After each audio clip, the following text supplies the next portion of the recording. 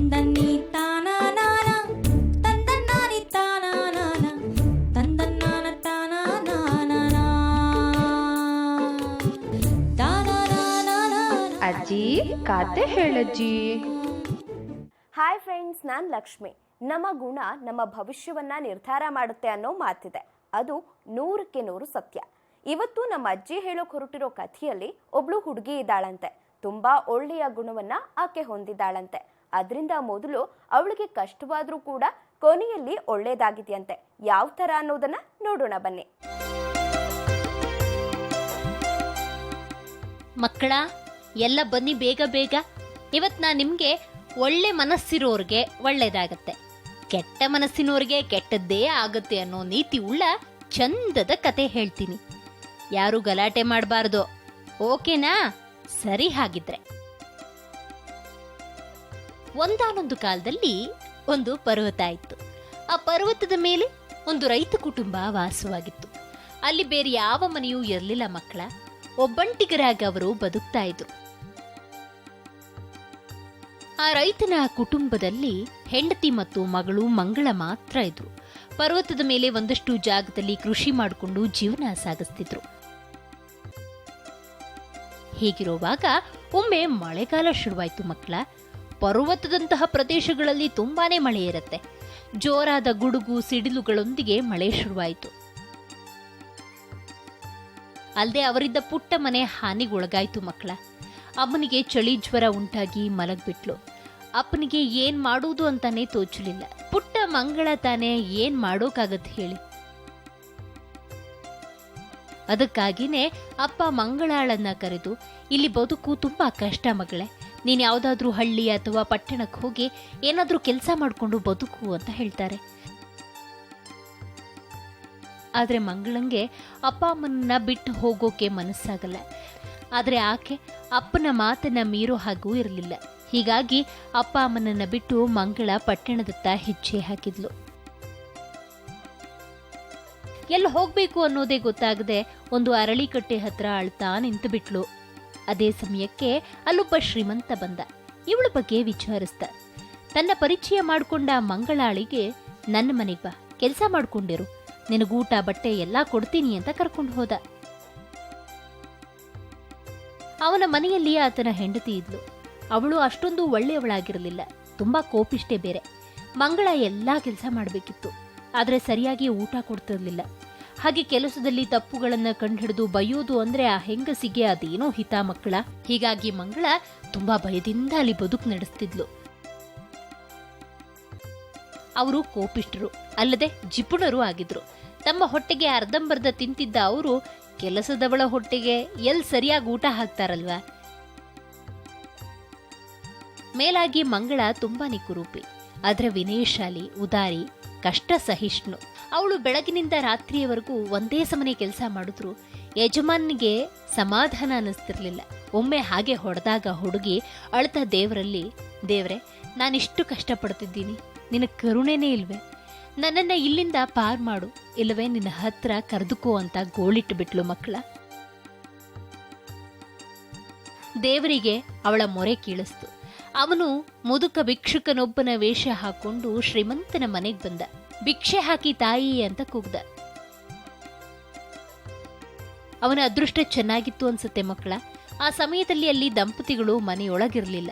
ಇದ್ದಿದ್ರೆ ಭಿಕ್ಷುಕನಿಗೆ ಒಳ್ಳೆ ಚೊಡಿ ಏಡ್ ಸಿಕ್ತಿತ್ತು. ಅವರೇ ತಿನ್ನಲ್ಲ, ಇನ್ನು ದಾನ ಮಾಡೋ ಮಾತಿಲ್ಲಿ ಅಲ್ವಾ ಮಕ್ಕಳ. ಆದ್ರೆ ಮಂಗಳಂಗೆ ಈತನ ಕೂಗು ಕೇಳಿಸಿ ಹೊರಗೆ ಬಂದು ನೋಡಿ ಹಸಿದ ಭಿಕ್ಷುಕನನ್ನ ಕಂಡು ಅವಳಿಗೆ ತುಂಬಾನೇ ಪಾಪ ಅನ್ನಿಸ್ತು. ಏನಾದ್ರೂ ತಿನ್ನೋ ಕೊಡೋಣ ಅಂದ್ಕೊಂಡು ಒಳ ಹೋದ್ಲು.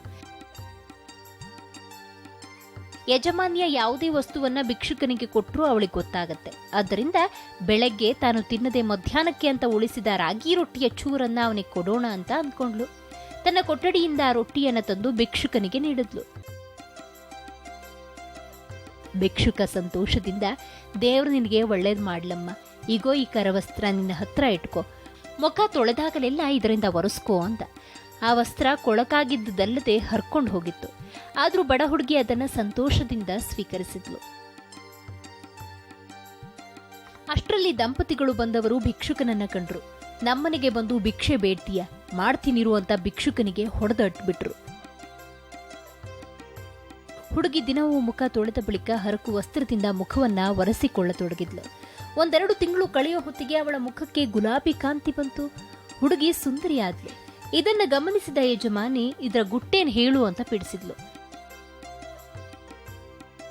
ಆಗ ಹುಡುಗಿ ಬೇರೆ ವಿಧಿ ಇಲ್ಲದೆ ಆ ಭಿಕ್ಷುಕ ಬಂದಿದ್ದನ್ನ, ರೊಟ್ಟಿ ಕೊಟ್ಟಿದ್ದನ್ನ, ಹಾಗೆ ಆ ಬಟ್ಟೆಯನ್ನ ಕೊಟ್ಟ ಬಗ್ಗೆ ಹೇಳಿದ್ಲು. ಕಡೆಗ ಹುಡುಗಿ ಇದೆಲ್ಲ ಕರವಸ್ತ್ರದ ಮಹಿಮೆ ಇರಬೇಕು ಅಂದಾಗ ದಂಪತಿಗಳು ಕರವಸ್ತ್ರವನ್ನ ಕಿತ್ಕೊಂಡ್ಬಿಟ್ರು.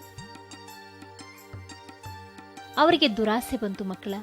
ಯಜಮಾನಿ ತನ್ನ ಗಂಡನಿಗೆ ಕರವಸ್ತ್ರದಿಂದ ನಾವು ಸುಂದರರಾದ ಬಳಿಕ ಅದನ್ನ ಬಾಡಿಗೆ ಕೊಡೋಣ, ಇದರಿಂದ ಬೇಕಾದಷ್ಟು ಹಣ ಸಂಪಾದಿಸಬಹುದು ಅಂತ ಉಪಾಯ ಹೇಳಿದ್ರು. ಯಜಮಾನನು ಒಪ್ಪಿದ. ಅವರಿಬ್ಬರು ಮೈ ಮುಖವನ್ನೆಲ್ಲ ದಿನವೂ ಕರವಸ್ತ್ರದಿಂದ ಒರೆಸಿಕೊಳ್ಳಲಾರಂಭಿಸಿದ್ರು. 1 ತಿಂಗಳಾಗೋವರೆಗೂ ಕನ್ನಡಿಯನ್ನ ನೋಡೋದ್ ಬೇಡ ಅಂತ ಒಪ್ಪಂದ ಮಾಡಿಕೊಂಡ್ರು.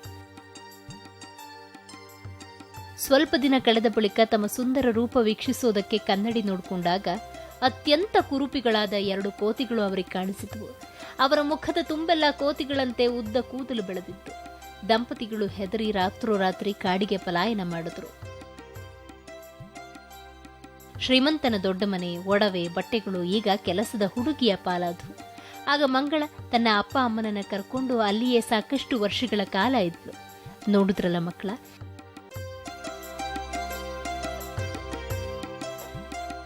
ದೇವರು ನಮ್ಮ ಚಲನ ವಲನಗಳನ್ನ ನೋಡ್ತಾ ಇರ್ತಾನೆ.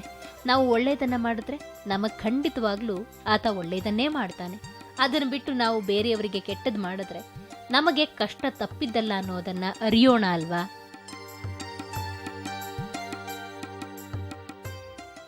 ನೋಡಿದ್ರಾ ಒಳ್ಳೆ ಗುಣ ಮತ್ತು ಒಳ್ಳೆತನ ಹೇಗೆ ನಮ್ಮನ್ನ ಉನ್ನತ ಮಟ್ಟಕ್ಕೆ ಒಯ್ಯುತ್ತೆ ಅಂತ. ಈಗ ನಾವೆಲ್ಲ ಸಮುದ್ರಕ್ಕೆ ಹೋಗೋಣ. ಅಲ್ಲಿ ಹೋಗಿ ಶಾರ್ಕ್ ಮೀನನ್ನ ಮಾತಾಡ್ಸ್ಕೊಂಡ್ ಬರೋಣ. ಆದ್ರೆ ಸ್ವಲ್ಪ ದೂರ ನಿಲ್ಬೇಕು, ಸರಿನಾ? ಬನ್ನಿ ಹೋಗೋಣ. ನಿನ್ನೆ ನ್ಯೂಸ್ ನೋಡಿದ್ಯಾ? ಫಾರಿನಲ್ಲಿ ಒಬ್ಬಾತ ಸಮುದ್ರದಲ್ಲಿ ಈಜಾಡಕ್ ಹೋಗಿದ್ನಂತೆ. ಆಗ ಒಂದು ಶಾರ್ಕ್ ಮೀನು ಅವನ್ನ ತಿನ್ಬಿಡ್ತಂತೆ ಕಣೆ. ಅಬ್ಬಾ, ಆದ್ರೂ ಅದು ಆತನ ದಡ್ತನ ಬಿಡು. ಶಾರ್ಕ್ಗಳು ಮೊದ್ಲೇ ಸೈಕೋ ಮೀನ್ಗಳಂತಾನೆ ಫೇಮಸ್ ಕಣೋ. ಅಂತದ್ರಲ್ಲಿ ಅವುಗಳ ಅಡ್ಡಾಕ್ ಹೋದ್ರೆ ಸುಮ್ನೆ ಬಿಡ್ತಾವ? ನಿಂಗ್ ಗೊತ್ತಾ, ಪ್ರತಿ ವರ್ಷ ಸಾವಿರಾರು ಜನರು ಶಾರ್ಕ್ ದಾಳಿಗೆ ಒಳಗಾಗ್ತಾರೆ. ದಾಳಿ ಆದವರಲ್ಲಿ ಬದುಕೋರು ತುಂಬಾ ಕಡಿಮೆ. ಎಷ್ಟು ಪಾಪಿಗಳಲ್ವಾ ಶಾರ್ಕ್ಗಳಂದ್ರೆ? ಅವುಗಳಿಗಿಂತ ಹೆಚ್ಚು ಪಾಪಿಗಳು ಅಂದ್ರೆ ನಾವುಗಳೇನೆ, ಅಂದ್ರೆ ಮನುಷ್ಯರು. ನಿಂಗ್ ಗೊತ್ತಾ, ಒಂದಿನಕ್ಕೆ ಲಕ್ಷಾಂತರ ಶಾರ್ಕ್ಗಳನ್ನ ಹಿಡಿದು ಸಾಯಿಸಲಾಗತ್ತೆ. ಅದನ್ನ ಮಾರಿ ದುಡ್ಡು ಮಾಡ್ಕೊಳ್ತಾರೆ. ದೊಡ್ಡ ದೊಡ್ಡ ಹಡಗುಗಳಲ್ಲಿ ಸಮುದ್ರದಲ್ಲಿ ಹೋಗೋ ಜನರು ಎಷ್ಟೆಲ್ಲಾ ಶಾರ್ಕ್ಗಳನ್ನ ಹಿಡಿದುಕೊಂಡ್ ಬರ್ತಾರೆ ಗೊತ್ತಾ ನಿನ್ಗೆ? ಅಯ್ಯೋ ದೇವ್ರೆ, ನಿಜಕ್ಕೂ ನಾವೇ ಪಾಪಿಗಳು ನೋಡು. ಹೌದು. ಹಾಗೆ ಶಾರ್ಕ್ಗಳು ಅಂದ್ರೆ ನೀರೊಳಗಿನ ಡಾನ್ಗಳು ಅನ್ಬಹುದು. ತುಂಬಾ ಶಕ್ತಿಶಾಲಿ ಜಲಚರಗಳು ಕಣೋ. ಅವುಗಳಿಗಿಂತ ಗಾತ್ರದಲ್ಲಿ ಚಿಕ್ಕದಾಗಿರೋ ಮೀನುಗಳನ್ನ ಗುಳುಂ ಸ್ವಾಹ ಮಾಡ್ತವೆ. ದೊಡ್ಡ ದೊಡ್ಡ ಶಾರ್ಕ್ಗಳು ದಿನಕ್ಕೆ ಕ್ವಿಂಟಾಲ್ ಗಟ್ಟಲೆ ಆಹಾರ ತಿಂತವೆ ಗೊತ್ತಾ? ಯಬ್ಬೋ, ಅವುಗಳ ಸೈಜಿಗೆ ಬೇಕ್ಬಿಡು. ಹೌದು, ಶಾರ್ಕ್ಗಳಲ್ಲಿ ಎಷ್ಟು ವಿಧಗಳಿವೆ? ಈವರೆಗೆ ಪ್ರಾಣಿ ಸಂಶೋಧಕರು 500ಕ್ಕೂ ಅಧಿಕ ವಿಧಗಳನ್ನ ಪತ್ತೆ ಹಚ್ಚಿದ್ದಾರೆ. ಅದರಲ್ಲಿ hammer head, smooth hound, sand shark, saw shark, cat shark, bramble shark ಪ್ರಮುಖವಾದವು ಅನ್ಬಹುದು. ಹಾಗೆ ವೇಲ್ ಶಾರ್ಕ್ ಅನ್ನೋ ಒಂದು ವಿಧ ಇದೆ. ಅವುಗಳು ಶಾರ್ಕ್ ಲೋಕದ ದೈತ್ಯ ಜೀವಿಗಳು ಅಂತಾನೆ ಹೇಳ್ತಾರೆ. ನಿಂಗೊತ್ತಾ, ಡೈನಾಸಾರ್ಗಳಿದ್ದ ಕಾಲದಿಂದಲೂ ಶಾರ್ಕ್ಗಳಿವೆ ಅಂದ್ರೆ ಎಷ್ಟು ಪುರಾತನ ಜೀವಿಗಳು ಅಂತ ಲೆಕ್ಕ ಹಾಕು. ಹಾಗಾದ್ರೆ ಎಷ್ಟು ವರ್ಷಗಳಿಂದ ಇದೆ ಮಾರೈತಿ? ಡಿವೋನಿಯನ್ ಏಜ್ ಅನ್ನೋ ಕಾಲಮಾನದಲ್ಲಿ, ಅಂದ್ರೆ 400 ಮಿಲಿಯನ್ ವರ್ಷಗಳಾಗಬಹುದು ನೋಡು. ನೆಲದ ಮೇಲೆ ಡೈನೋಸಾರ್ಗಳಿದ್ದ ಹಾಗೆ ನೀರಲ್ಲಿ ಶಾರ್ಕ್ಗಳಿದ್ವು. ಹಾಗೆ ಆಗೆಲ್ಲ ಈಗಿನ ತರ ಆಕಾರ ಇರಲಿಲ್ಲ, ಗಾತ್ರದಲ್ಲಿ ಸ್ವಲ್ಪ ಚಿಕ್ಕದಾಗಿದ್ವು ಅಂತಾನೆ ಹೇಳ್ಬಹುದು. ಇದೆಲ್ಲ ಮಾಹಿತಿಗಳು ಅವುಗಳ ಪಳೆಯುಳಿಕೆ ಸಿಕ್ಕ ಆಧಾರದ ಮೇಲೆ ಹೇಳಿದ್ದು. ಪ್ರಾಣಿಶಾಸ್ತ್ರಜ್ಞರ ಕೆಲಸಕ್ಕೆ ಒಂದ್ ಸೆಲ್ಯೂಟ್ ಹೊಡಿಲೇಬೇಕು. ಅವರ ಅಧ್ಯಯನದಿಂದ ಮಾತ್ರ ಅಲ್ವಾ ನಮ್ಗಿಂತದ್ದೆಲ್ಲ ಹಬ್ಬ ಅನ್ಸೋ ಮಾಹಿತಿ ಸಿಕ್ಕಿದ್ದು. ಹೌದೌದು. ಜೊತೆಗೆ 6 ಗಿಲ್ಸ್ ಫ್ರಿಲ್ಡ್ ಶಾರ್ಕ್ ಅನ್ನೋದು ಇದೆ ಕಣೋ. ಅದು ವಾಸ ಮಾಡೋದು ಸಮುದ್ರದ ಮೇಲ್ಮೈಯಿಂದ ಸಾವಿರಾರು ಮೀಟರ್ಸ್ ಕೆಳಗೆ. ಅವುಗಳು ಮೀನುಗಾರರಿಗೂ ಸಿಗೋದು ಕೂಡ ತೀರಾ ಅಪರೂಪ. ಸೂರ್ಯನ ಬೆಳಕು ತಲುಪದ ಜಾಗದಲ್ಲಿಯೂ ಇರ್ತಾವಂತೆ ಗೊತ್ತಾ? ಯಾಕಷ್ಟೊಂದು ಒಳಗಿರ್ತವೆ?